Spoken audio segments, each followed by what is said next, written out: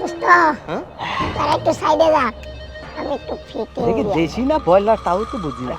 দেশি মুরগি দোস্ত, দেশি মুরগি আইতাছে রে।